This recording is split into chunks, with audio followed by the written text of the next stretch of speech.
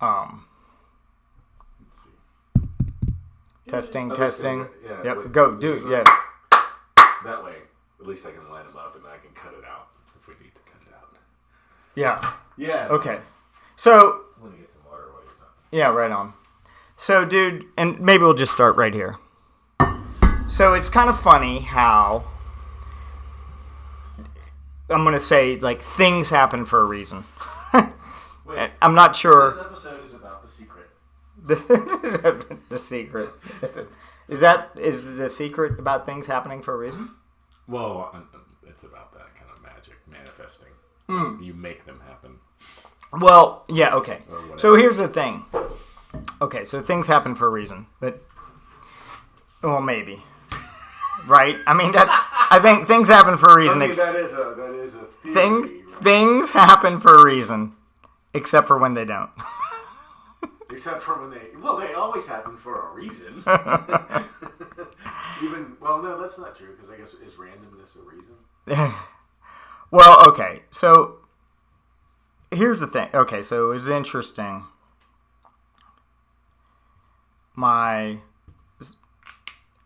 So all of a sudden this summer, I was struggling. The gym was struggling really badly. And you mean like you're losing money? Like yes, your mortgage is higher than your... Like, yeah, well, I mean, it was going that rent way. is higher. Yeah, it was going that way, for the first time. But still, so you never really hit rock bottom. It was doing not where you wanted it. No, right, but right, yes, right. I did not hit rock bottom where I was losing money and had to put money into it, which I wouldn't have had to put into it. I mean, because it'd be that close. You know what I mean? But and so like going back from like pre-COVID or like after COVID, I was probably down up to like 33%. Wow. And then what you had done before. So you yes, lost two-thirds. right, Gotcha. and then. Well, no, down 33%. Okay. Not down Yeah, 2/3. down a third. Down a third. Okay. And that still actually paid all my bills, gave me a little bit of money coming in, and and the gym could roll. And then, at the time there was the government, the SBA, whatever they were loaned, the different loans that were passed out. Yeah. And, the gym did qualify for some of those. So that helped the cause that year too.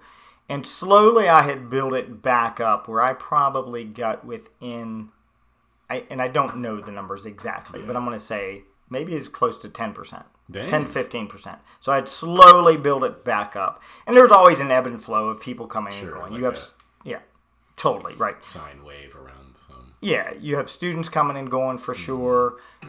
You have some of like the medical students that are doing what's it called when the medical students Locums do or residencies. residencies. Yeah, and they're going to come and go. So somebody like that might be with you for a year and a half or 2 years or whatever the length of time is, and then they roll. So people come and go, and that's going to happen. You know that you're going to have that. Well, the interesting thing was that I had an agreement to sell the gym in place from before COVID. Yeah, that's crazy that it was so long. Yeah. Like you knew. And for a reason, the deal fell through, and it wasn't just financial. Although the fact that the gym was down did not help the cause. Yeah, right. But it was more complicated than that. But that's not even what this is about. The thing was, it was interesting because the deal was actually supposed to take place in July. And so we're sitting here in August, and that was supposed to take place in July. And it was as if my membership reacted, even though I still owned it, like what probably would have occurred if I would have sold it. And the person who bought it knows that he would have lost some people. Yeah. Like, that's what would happen in that situation. But he had a plan, to like, okay. Yeah, right. To boost I have a business, plan. Market or whatever you do. Right, to switch it and go. And it was almost like everything like still happened like it was going to happen, where I had lost members that I did not see coming. People that had been with me for a long time. And, and it was for every different reason possible. And all the reasons. Yeah. Like, so it wasn't, it wasn't one reason. And honestly, in some cases, it was like the people themselves were struggling financially. Mm-hmm. And it's like, well, what do you cut out? Like, you got to pay your rent or your mortgage, your bills at home, and provide food for your family. So the gym gets cut out. Mm-hmm. And I get that. So it was interesting because after the deal fell through as far as selling it, I had a little bit. The way the deal came to be to sell it, it wasn't like I had it for sale. Yeah. It just, through conversation, we had worked out an agreement. And, he was interested in buying it. And then, after the deal fell through, it was like, well, should I try to sell it? Mm-hmm. Should I actively... Now that I've gone down this road. Yeah. And so it was interesting. I had 3 people in my mind that I kind of thought, like, well, if they are interested, maybe I would do it. Mm-hmm. And not that I shouldn't take money from anybody who wants to give me money for something, in a way. But, like, knowing that it wasn't the value that it once was. It's like, okay, if I did this, how do I go about this? And so 2 of the people I had conversations with, and I didn't say, hey, do you want to buy the gym? Right, the gym's for sale. Yeah, but I mean, I presented this kind of the situation, and they could have clearly been like, well, I'm interested. Yeah. And they were not. And then there was one more person that I had kind of considered, and I actually even one day picked up my phone and started to text him. I was like, no, when I see him, when I just randomly see him, I will say that. And we have a special guest. Hey, Ren, what are you doing? I wanted to come down here and say something. Come on in. I could hear through the bathroom vent. Yeah, it's pretty cool. Like, I think it's like that one. You can hear us right upstairs. Right. I could hear you running around and jumping too. Where did Mommy go? She's still upstairs. Oh, okay. Well, that's cool. Well, we're happy you came down to visit. I like your shirt, too. Thank you. Yep. All right.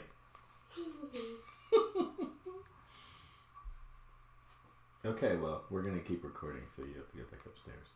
We love you. Bye, Ren. That was awesome. So I ran into this person, and I mentioned to him, like, hey, I just flat said, like, are you interested? And for reasons which he might be a genius business person, he is not interested, and I possibly should. I mean,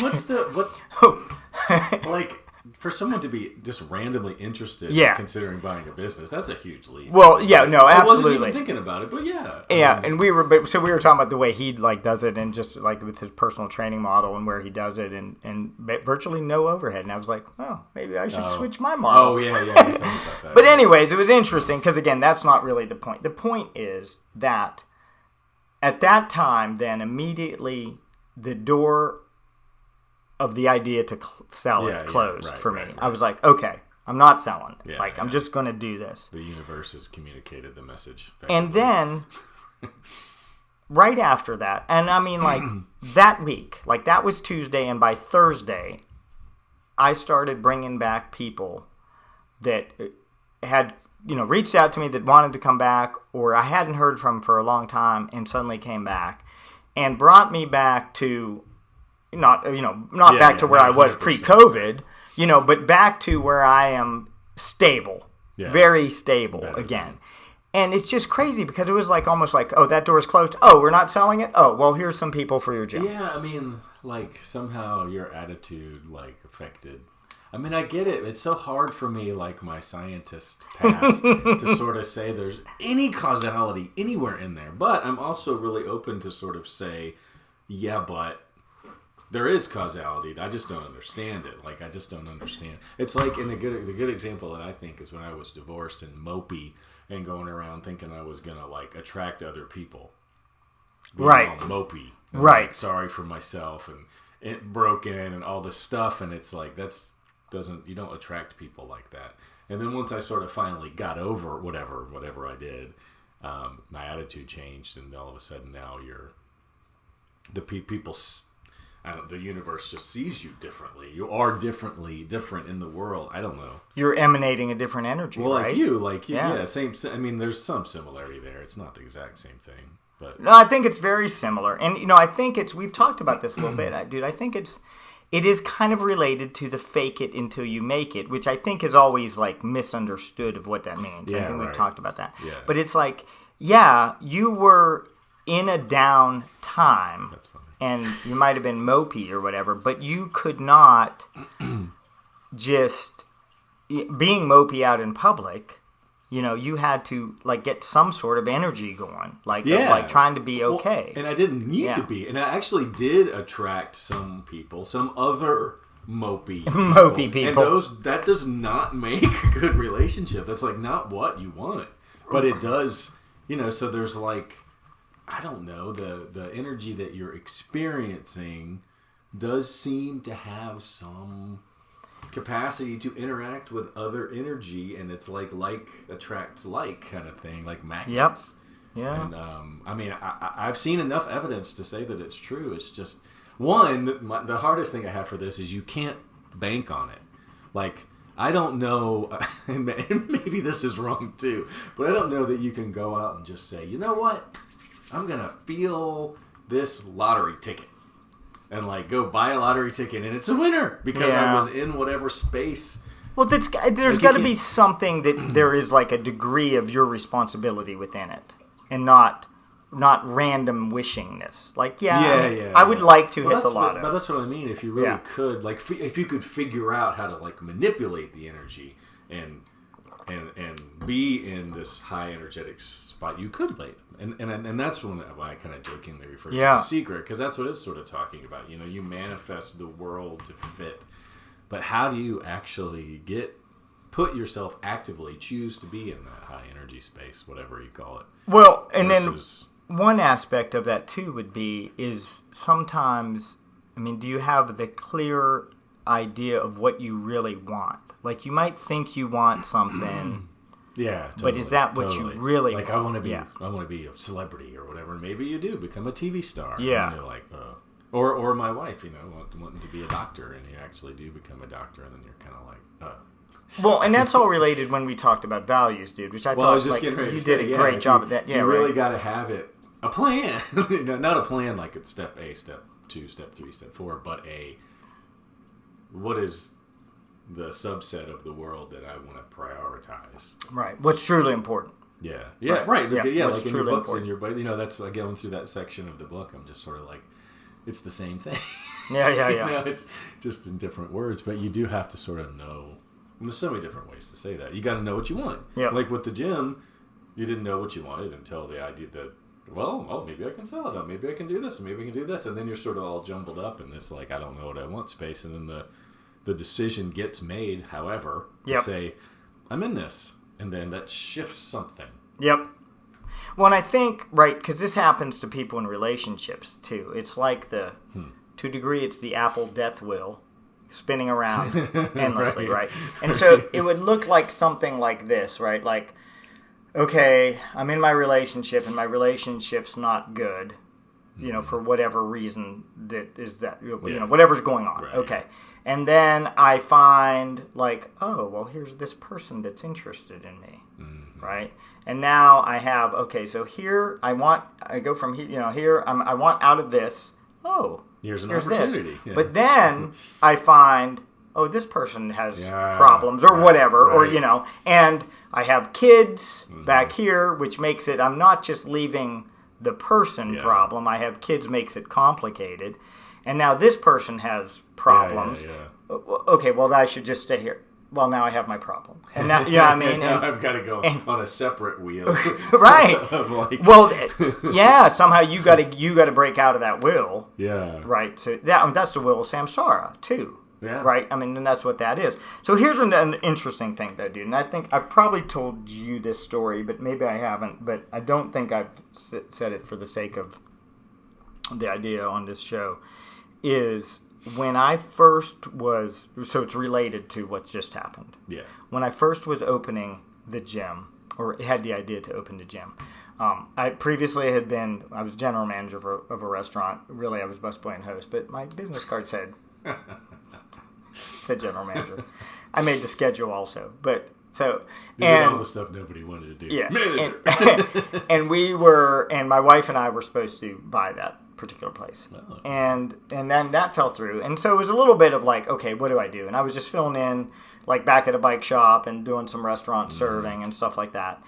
And then it was like, okay, well, what if we open a gym? And we'd talked about it for quite a while, and of course I was at the time actually super fit coming out of like riding like 5,000 miles a year, to get ready to go ride out west on the Great Divide mountain bike route, and was working out at home, and and so CrossFit at the time was probably 8 years old collectively, but really hadn't been on the East Coast, not here, and in this small of area too. It had not been here at all yet. You were ahead of it. Yeah, I was ahead of it. Yeah, and so we kicked around, and one of the things we're looking for then was a big kind of warehousey building with big bay garage the big doors. metal building, just like the brewery. It's And fun. and so I was driving around one day. Shelley was actually at it was a Coombs Center, recreational center, and she was teaching Zumba there that night. So I just had whatever it was, half hour, 45 minutes to kill. So I was driving around like, well, I'll just go look for some buildings. So I drive around. I drive up this one particular road, and I see a building, and I'm like, oh, it looks like an empty building, and there's a big bay garage door. Like, well, what's going on here? So I get out, and as I'm getting out, and this is 10 years ago now, my phone's like kind of in my lap in the car, and I look down, and the CrossFit webpage is up on my phone. And dude, like 10 years ago, I didn't look at my phone for internet crazy. Like as much. Yeah. Like it'd be, I would, but not. No, I remember. It wasn't even the same like as you can do it now. Okay. So I get out, I look around the building, I'm like, okay, I think this is pretty cool. I go pick up Shelley, we come back, we're looking around it. And then so I forget who we even called, but I called somebody and it was kind of like describing the building. And we found out that what they called it, the old Abingdon Glass building at the time. Okay, it was that particular building. But we had no idea like who owned it or whatever. So then the next day, so that was a Monday, next day Shelley goes to work, and the one particular gentleman that walks into the tavern worked for the town for 50 years, knows everything. And Shelley's like, hey, I want to talk to you. Who owns the old Abingdon Glass building? And she's like, well, I'm just going to say his name on this. He's enough business. He'd probably be happy I named him. That's Jimmy Stewart of like Clifton Stewart. Jimmy Stewart. Not the Jimmy, not Jimmy Stewart the actor, but Jimmy Stewart. And so the guy that Shell just asked reaches in his pocket to pull out his phone to get the number for Jimmy Stewart. Tavern door opens. In walks Jimmy Stewart. I mean, how does that happen? Yeah, no, that's that's very. I mean, and I've had those things happen in my life too. And it's great when they do because you kind of know. Yeah. Right. It's like, like I remember seeing an albino crow. Okay. Which is an absurd thing. But it had the same kind of intensity. But it wasn't coincidental because I wasn't like looking to get an albino crow as a pet. Yeah. But at the moment I was looking, kind of thinking about a sign. It was actually before I got first married. Like, should I get married? Should I not get married? And then boom, there's a sign that says you should do this. So, dude, an albino crow. Like, how did you? Well, dude, it's was it like with a bunch of others? No. Well, yeah, it was with a bunch of other crows. Yeah, it was on the side of 64 between Charlottesville and Richmond, and it was just like, I mean, I knew it was like this ain't right. And then years later, years later, I ended up living in Richmond, and my major professor was a big birder. And I was like, I didn't want to like share this story because I figure I'd keep it to myself. But I told him about it, and he goes, I've seen that bird. I know exactly where you're talking about. I've seen exactly that same bird. Yeah. So weird. So maybe it wasn't a sign. Yeah. Still, but I mean, at the time, it worked for a sign. But other people would else. just argue that it's a coincidence. That's just a coincidence. Yeah. Reading more. It's like I always used to say, it's amazing how many light bulbs I burn out because I would flip switches and turn lights on and they burn out, and I'd be like, I'm doing something, I'm causing that, I'm like, this is way like disproportionate. And then somebody's like, yeah, but think about all the times you turn the switch and it doesn't burn. Sure. Yeah, it's easy to remember it that way. What's the real? But again, that's just for the sake of arguing. Yeah, and so it's just interesting. And again, I think that's why we started this where I said things happen for a reason except for when they don't, right? I mean, like. Yeah, because that implies, or you're just making it up. Yeah. But sometimes I think what I really like about this is sometimes in our lives we need especially me, I'm an analysis paralysis person. I'll just think a decision to death. Not so much anymore, but certainly in my past. And those kind of things really help in the decision-making process. And sometimes it's like, like in your book, when you get to the fork in the road, take it.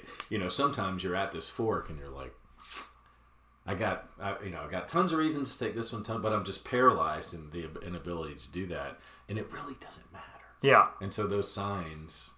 Yeah. How did you start it out? That reason, the things that happen for a reason, make it obvious to just, this is the decision that I need to make. So, one thing that I always find interesting on this, then, and I think we've talked about this a little bit in Dr. Brian Weiss's books. He's I'm going to say he's a psychiatrist. Is that they're the ones that can prescribe. Prescribe, yeah. And he, and this goes way back. This, I think, starts in the 80s, where he put somebody under hypnosis, and then she went into, like, a past life. Oh, wow. And then, of course, that has become his life work. Right. And it's super interesting to listen to everything he has to say about it. And the first book, if you want to check it out, is Dr. Brian Weiss, Many Lives, Many Masters. And that's where you would want to start with him. And it's short, and it gives you an insight into this. But one of the things, I don't think he talks about it necessarily in that book, but in a subsequent book, he talks about, I believe they're called destiny points. And basically the idea is that it's kind of the combination of, I guess, predestination to a degree. Oh, right. With not predestination to the final destination, not that idea, but like a planned thing. Like we don't have free will. Yeah, but with free will. Whereas, so what it is, it's like, you're here, and you can go whichever way you want, okay? But you're going to get to here. There's a destiny point, right? And so, it could be that you're meeting this person, right? Yeah. And so, a random thing like, I lived in New York, right? And then I moved to Florida, or I moved to California. Yeah, right. Or I still ended up. Right. But then I had a business trip to New York, and lo and behold, I meet this person. Yeah. You know what I mean? Yeah. And, and then it's going to go. So you have like the free will, but it's going to come back, and you're always going to come. And God, man, is that like a double helix thing? That's right. What it's that? written in our DNA. Yeah. So, and that's what it would basically almost be, or would be, right? That it is. And the cool thing about that, it's cool and uncool, is that you can't prove it. Right? There's only one sample. There's only one shot at your life. You don't get to go back and go, well, what if I did make this other decision? Would I have? And you don't know. Right. But I like the idea. Yeah. And so this sort of, I think this is related, but to me this gets at sort of that idea of how do you ever know, right? How do you know, like, you're on the right track? How do you know you're living according to your values? How do you know the decision that you made that seems like the right one is actually the right one? There's no validation process. This is as close to as we get to, like, the feeling that we have, for better or worse, we've made the right decision, or we've chosen correctly, or we've done well. There's no global universal accolades or real signs that tell you yes or no. It's just how you feel, right? It's how you feel about it. And sometimes it seems like what Don Juan from Carlos Castaneda books would say, the world is agreeing with you. Yeah. Carlos Castaneda would do something silly, and he'd be like, ask a question, and then like a bird would like jump up, and Don Juan would go, see, he agrees with you. He agrees with you. So what you said, and I like to think that I would love it if, I could feel better about moving through the world like that. And I think it's just a choice. I find myself moving towards this place where it's like, I choose to make that the way it is. Right. Like the magic of the world is real. I choose it to be real, and so therefore it is real. Well, and I think, so that goes back to like what you were saying, that like in my book I talk about the Yogi Berra quote, when you come to a fork in the road, take it, because it doesn't matter which way you go, literally just in our physical being. Right? The physical aspect, because what matters is how you're behaving within that. Totally. And that's the point, I think, of the genius of Yogi Berra, is he wasn't just saying this dumb thing. He was just saying, make a decision. Maybe he was, it doesn't matter. Make a decision. But not making the decision is the error. Right. The folly is to like think it's important and to get wrapped up in it and all this stuff. The correct way to navigate is just to do something and realize, like you said, it doesn't matter. It's not like, I mean, you don't want to be like, the fork in the road is, I could drink this poison or not. It doesn't matter. But even maybe that. Yeah, well, right. But see, of course, that would be the thing about like who you're being. Because like, obviously, like if you're thinking, I mean, just to take that like example literally, right? Yeah. Okay, like if you're thinking of taking poison, you're thinking of killing yourself. Yeah. So you've probably reached... Right, you're not living your values. Yeah, something's wrong. Something's wrong, and there's some sort of lack that you don't see another way out. And plenty of people get to that point and do the bad thing, and it actually ends up working out for them. I tried to commit suicide, but It didn't work, and then I woke up so grateful that I did. You know what I mean? So, man, dude, that's be an interesting thing. I wonder what. No, okay, so like an alarming number of people kill themselves. Right. Yeah, it's not a. How many people do you think in your life have killed themselves? Probably 4 or 5. I bet mine's 20. Wow. Well, I'm talking about like I can think of some that are like tertiary, like my friend's dad's brother. Yeah. But way before they were born, kind of thing. Yeah. That's a pretty big number. I feel like I know an alarming number. I mean, I've never. I don't know if that's sane or insane of me to sit and make a list, but good memory. Yeah, exactly. You know more accurately than most people. But so then how many? I'll Google while you talk. Yeah, how many people attempt it and then actually like somehow have, whatever, it's a successful story in terms of that they come out on the other side in the in US, a better place. It's 13 per 100,000. Commit suicide? Or? Yeah. Oops. 13 per 100,000. Which is like 0.00013%. Yep. But I mean, still. That's. Yep.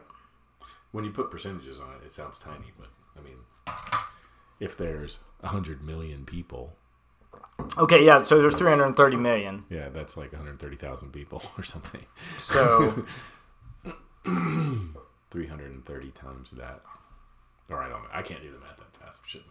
Would you say 130? Yeah, so, 330 million divided by 100,000, right? Yeah, so it's like 30 times that number. That's not very big still. And then, so 3,300 a year? No, it's got to be more than that. It's more than that. Yeah. This is a very exciting part of the show here while we're trying to do math. So why is this? Why do they? This is like what I don't like. One of the things I dislike hugely about science. Why would you present the data that way? It doesn't help. Like what people need is but I understand that the total age-adjusted suicide rate in the United States. See, that's another one. Forget it. Doesn't matter. Right. It's bad. Yeah, that's a bad way to die. It's alarming, and that's actually, I mean, talking in the world, a hot button issue is gun control.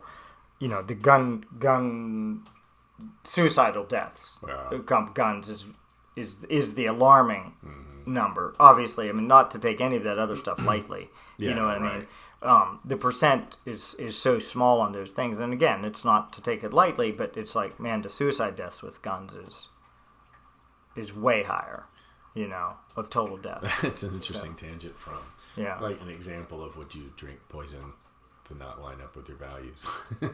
but it does go to say that all this stuff that we talk about, like, and I thought about this earlier, so maybe there's a link here, is such a luxury. For people that have real problems in the world, disease, finding food, finding water, shelter, heat, thinking about like reasons for making life decisions and all this other stuff, living your values, finding your passion, are just like completely asinine. Yeah. Right. Or maybe they're not. Maybe a way out of that directly is the same process that we talk about of identifying your values and trying to live your best life and finding your path to loving, and maybe that is the answer for people that are also suffering. But if you're struggling with suicide, you're not really thinking about some of these other things, you know. Right. Yeah. Right. Well, I mean, yeah, because you're just trying to maybe get by. Yeah. Is I it mean, is it white on. privilege to even talk about things like this? But the point that I was thinking about earlier is, you know, I struggle with like having complete gratitude and appreciation for everything that I have, and living in that, and wanting just a little bit more. Like sometimes I think I focus on, if I could just have a little more calm in my life, that'd be good, and that becomes sort of my MO for that week or whatever. Is that like selfish? Is that gluttonous? Because I've already got all this. Why do I just want a little bit more? Is trying to make something that's really great a little bit better? Is there something wrong with that? Well, so I mean, I think what I would argue is that what we want, what we desire, is inner peace, and so because that would be related to Maslow's. We need a Maslow. Yeah, right. We need a Maslow sign. I'll get on that. And some tax. Yeah, and some tax. We need a Maslow sign and some tax. But. Right, because there would be the hierarchy of needs, which is basically what you're talking about. Like, there's people that are struggling to survive at a base level, and then I could be in here complaining that, my gym is down, which it is down substantially. And again, I mean, I still need to make money to provide money. I really want to pay the Lambo to pay, to pay my mortgage payment, so I have a roof over my head, and and to buy food and stuff, So obviously, I mean, it's not that clear cut. Well, it's not equivalent among all people. Yeah, and okay, so there would be the people that are really struggling, like that, collectively to eat or to eat well, or to eat. Period. Right. And so, dude, even like that's like just thinking about that, like that's one of the things that's kind of frustrating in the world of how much money is spent on food that is total garbage. Oh yeah, it's like there's plenty of research that's been done that says we make enough stuff to keep everybody healthy. It's just how it's in the whole world, not just right. This Yeah, country. people are like, "Oh, agriculture. There's not enough food." Like there actually is enough food. To feed everybody. In the world, all 8 billion people. You do the math and you go, well, there's 9,000 tons of corn, and it's enough. But what you're getting at is just wasted. And I mean that's kind of a little bit of tangent, but I think that's like worth like looking at though, because it's like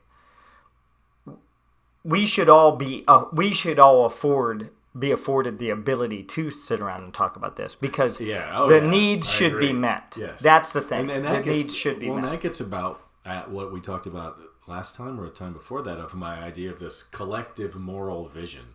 Like, we have our own values, but there's also a global value system, and if there isn't, then we run into everything is splintered. Right? Yep. You've got the weird fringe religious people that are like, no, you can murder anybody you want in the name of God, and it's like, we got right. That doesn't. If we're going to have such disparate value systems across the globe, then we're going to have these incongruencies about people starving and then people like tossing lobster out the window because it's too brown. Right. Yeah. Because we don't have a unified vision of what we think. And I don't know that you can. Well, I think, dude, I think like some of the stuff is just skewed then, because so I love that way you said that collective moral vision. Something, a global world view. I mean, I don't know. Yeah, and I think, and this is where, I mean, dude, we've talked about words 50 times on here, but this is where I think like, we kind of get caught up in words, and miss the point then of something. Whereas somebody thinking of the idea of like heaven. Okay, well, so in heaven there is no suffering, right? Yeah. Okay, like whatever version of that. Right, we can all agree. There is no suffering, right? Because why would there be suffering in heaven? Well, I have a heaven. Right. Okay. Yeah. If there's okay, so in that state, if nothing else, like okay, so and so maybe you have jumped through the correct hoops and you get to go to that heaven state where there's no suffering. I'm not even going to debate that. Okay. But if that state is possible anywhere, why can't it be possible here? Yeah, right. And so now, of course, we live in a world where there's hurricanes and floods and earthquakes, lightning strikes, just, natural.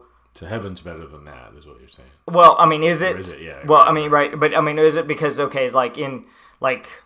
from that perspective, like if you died in a lightning strike, is there lightning in heaven because it's like you die again? Is there, I get to go level 2. It gets at your definition of heaven and saying you don't want it to be perfect because you'd just be bored. Well, you would just be, right, yeah. But so there's elements. And that goes to, and we kind of, dude, you said something earlier, I almost said this, but it's like wherever you go, there you are. Yeah. Right? And that's the fork in the road thing. Whichever, it doesn't matter. Wherever you go and however you're being. You only have this moment to express your truth. You only have this moment to express your true nature. And so that true nature is going to be the state in heaven and how you're being. And there's not going to be a lack there. And so I think a lot of people would probably say like, oh, well, you two are just like, want like a utopia. Yeah. And it's like, no, but I think what you just said, I mean, I'm okay with there being lightning and risk and potential for suffering. I mean, I don't want a world without suffering. Right. I mean, for it to exist, what I want is to be able to let that wash over me, right? I mean, to experience it in a way that doesn't have all this attachment, inner dialogue, like story making associated with it. And just be like, it's okay. And the suffering, then, the key is to eliminate the suffering that we cause on ourselves and one another. My experience of the suffering can be heaven-like.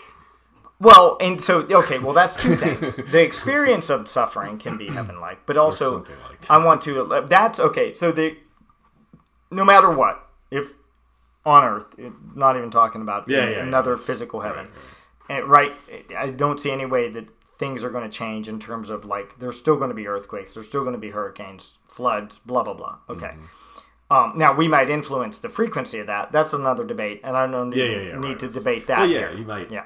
Right. Okay, but so those things are going to happen, and then if nothing else, people are just going to naturally die. At some point, our physical bodies are going to deteriorate to the point of death. If somehow we eliminated all other suffering, somehow. Yeah, we still got that. Yeah, so if you don't die in a natural disaster kind of situation, you're going to die at some point. So, okay, that's on the table, and we know that. But we have to eliminate all the suffering that we cause with one another. Yeah, and so when there's plenty of food available and somebody doesn't have enough food, that person is suffering. Let's eliminate that. Yeah. And how do we do that? Because we should all be allowed to sit around at this point. And that goes back to the Maslow's hierarchy of needs, because then as you self-actualize, then you want to share this with other people. And that's what, going back full circle to what we were talking about in the very beginning, I think the way that I can, for me anyway, the only way out of, or the justification for my white privilege elitism of being able to think about how can I just be a little more calm as I take a shower in my hot shower and drive my car to go get a Gatorade at the store, or all my easy life, is to figure out how then to reconnect the loop. And as cheesy and cliche as it sounds, how to give back and help others and go down to the bottom of Maslow's pyramid and be like, okay, what can I do? Yeah. And I've always thought that would be through communication like this. I don't know. But I think that is the way out of my line of thinking, that I'm doing something wrong because I'm not just being grateful all the time for what I have, and I still want more. Yeah, well, so is it that you kind of feel like a greater need for service then? I think that's it's not just me. I think that is a thing. I think in the global value system, and in many things. I mean, Buddhism, that's always an element of tithing. Okay. Even Dave Ramsey in his way of budgeting, there's always a little bit for donations. And I don't think that everybody should literally just cut a check and send it off to the church or whatever, but there is a way to give back, to contribute something. So I think the thing that you have to consider there is, if your job, your role as a parent, whatever, say, caregiver, any kind of responsibility, your job role, caregiver, or not caregiver, but responsibility, is somehow causing suffering. I mean, if you're the caregiver, Oh yeah. if you're causing suffering, it's probably intentional. But if your job is leading to suffering directly, right? Okay, then maybe you need to switch that. Well, that's right. and that's like the Eightfold Path, right? They're one of those is Because right thinking, right work, yeah. So, right, yeah, for sure. And so, but the thing is, I think that whatever you're doing, your life can be a contribution or a contribution, but or it can be spiritual. You can live a spiritual life and be a bartender, and you can bartend spiritually because you even, Sure. I mean, and Sure. and you don't and need touch to. somebody in a conversation or Yeah, and just being, sharing, compassionate, whatever, in every aspect. And so whatever your job is, and I think that's the thing, dude. So for you, to me, like, right, I mean, so you have Ren that needs daily attention, for you. How old is Ren now? she just turned 6. 6, right? Okay. So that is priority number 1, Yeah. right? Yeah, You know what I mean?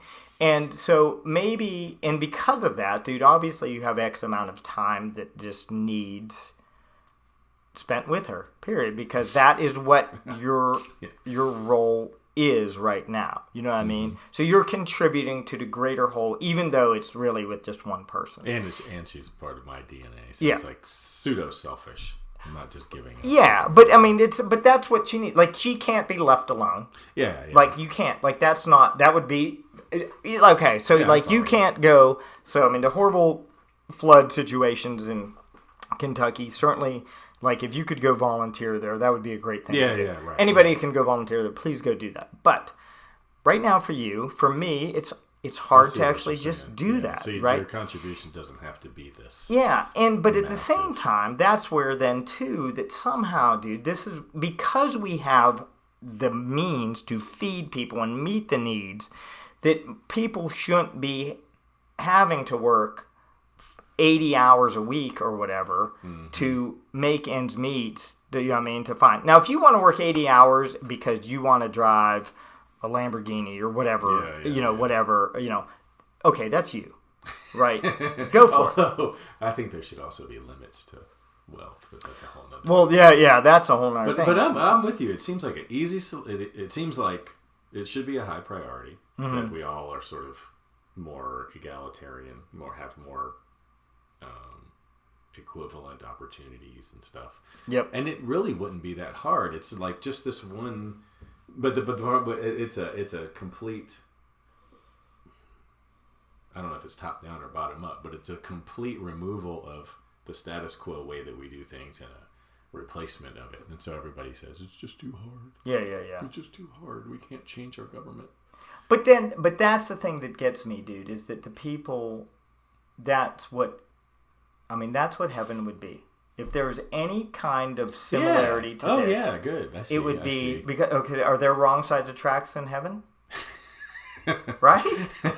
I mean, no, there's not. That's really interesting. And so that's the thing that gets me. And so whatever, I feel like you don't have to be, because I don't identify myself as religious, right? Yeah. But the idea of heaven, to me, is a goal that is very worth pointing towards. It's one of those high level global values that if we had, and I can't get past the idea that in 200,000 years of us being a species, and granted we have no way of remembering, but we do it all the time. We go, oh, I have to cheat on my girlfriend because millions of years of evolution made me, right. Like it's or I've got to eat meat because I have teeth like this, or we do it all the time. We go, well, we always were like this, and therefore that explains how we are. But I look at it differently. I look at it as we have like 100 and almost 200,000 years. We don't really know what was going on. Mm-hmm. We were probably, the only thing I can kind of accept is we were more nomadic because we hadn't discovered the things that allow us to settle. And we lived in like small groups and we moved around a lot. Yep. And then agriculture happened and fire and we figured out how to be in one place and that shifted things. But I think we knew for the majority of our existence, we knew the things that we're talking about. We actually did things this way. We were egalitarian. We go, oh man, you're hungry. That sucks. You need to not be hungry. Hey, everybody, this person's hungry. Or they're hurt. Oh, geez. Or, they're older and they need to, we had a clearer... And part of this is, we also had shorter lifespans. There was diseases. We didn't know that you can't eat your own poop. I don't know, whatever. There were lots of things that we've learned that have been good. But the cost for all this stuff has been that we didn't realize, that we forgot. We forgot to prioritize these things. And so some king was like, you know what? I want another island, and I'm going to kill a bunch of people. And everybody went, all right, that seems reasonable. When they should have gone, nope. Whatever they did the preceding $190,000 years, when that happened, somebody went, no, hey, whoa, no, dude, no. Yeah. You're not going to kill him. But whatever happened, and we just sort of forgot that we were supposed to do things that way. So why I say that is because I don't think we have to learn a new way to live. We just have to remember. We have to figure out what happened that allowed us to start forgetting all this stuff and shift into, no, those people are just different, like caste systems. Do you think I'm the king, and those people need to work for me? Yeah. Do you think that kind of the way that the way we have grown just in sheer population, first of all, but that's made it where communities, the smallest communities, are even too big. Almost. Oh yeah, and right. then villages, yeah, you know what I mean. Whereas, so like something like, did you ever see the movie? I think it's called "The Gods Must Be Crazy." I remember that, but very, very vaguely. Like the plane drops a Coke bottle. Yeah, and there's a follow up too. There's a sequel. Oh yeah, I think they're and so in "The Gods Must Be Crazy." I think the bottom line is a plane drops a Coke bottle. This tribe, I think it's like gets a hold of it though, but then they start fighting over it. Actually, right? Because everything else was shared before, right, and communal. Yes. And the thing I don't like about that is it's like Lord of the Flies, is it implies that that's human nature, and I fundamentally disagree. Human nature would not be to fight over that. That's a weak something. We were weak, and forgot for whatever reason. Again, I'm looking for the why. Why did this happen? Yep. Why did we that's forget? The meaning of the fall too, right? I don't know, but I figure there's biblical stories. I mean, they would argue. I mean, like a certain sect would, or lot would argue with me what that is, but that's the meaning of the fall, is where we start choosing in it being judgmental. Yeah. And so the last judgment is when you stop doing that. That's that's what it is. Like, or when Eve ate the apple or whatever, like it just happened because she's an evil woman. Or whatever. I don't know that story either. I don't know any of those stories. But surely this is not the first time. Well, and we all do that. We all do that, right? So because when you come into the world, right, that's what we've talked about it like as the age of, not age of, but the original innocence. Yeah. Okay. Yeah, Some people would call it original goodness, but you come into original innocence doesn't mean that you don't do something that we might go like, well, that's not the right thing to do, like throw food. Yeah. Right? Yeah, okay, yeah. so a kid could throw food. That doesn't mean he's bad. It doesn't mean he's bad. Right. He just threw food. Like, that's what happened. Yeah. Yeah. Now, we prefer that doesn't happen. Right? Yeah. But that's where we start. So you eat all your food. You're a good boy. And I don't like, because Girl, that is still the dream, right? That's still domestication. That still applies societal norms and rules. But this is the global vision I'm talking about. There has to be a set of rules, but they just what they are and how they're enforced, and whether they're different from country to country or place to place, and all these silly geographic boundaries. That's just gotten to be such a mishmash, and I really don't think that was meant to be. If you want to go back to sort of like. What was your reason statement that you said in the beginning? Everything happens for a reason. Except for when it doesn't. Except for when it doesn't, right? So, I mean, I don't know what the reason would be, except for us maybe to sort of challenge our idea of technology being the secret. Because I can't believe this, but there are large sects of society, and sort of the Elon Musks and all of the people associated, the economists that fundamentally believe, that money is the purpose, like power and money is all important, and that we're not actually making any decisions, and the way to fix all of our problems is through technology and more growth. Right. When nothing supports that except for their need to be wealthy. All of the information that we have, for as long as we've been able to keep information as well as we can project into the past and everything that's happening on a daily basis, is that we can't continue to operate this way. But yet the dream supports it. And so I don't know how we're going to make a shift. But to me, it's sort of like that was the reason for all this happening, is for us to get to a point where like, oh, we screwed up, we have to redo this, and then actually to redo it. And that's where we're at. We're in the redo stage. And I don't know. I think the dystopian ideas are probably right. If we don't do something, it's going to get bad. But I think it's correctable for what that's worth. Again, by remembering. Right. How do we used to do this? And how do we change it? It's not rocket science, people.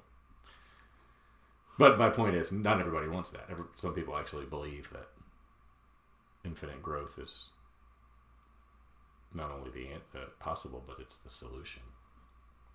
That's a whole nother episode. But well, yeah. So, maybe we should just end there then.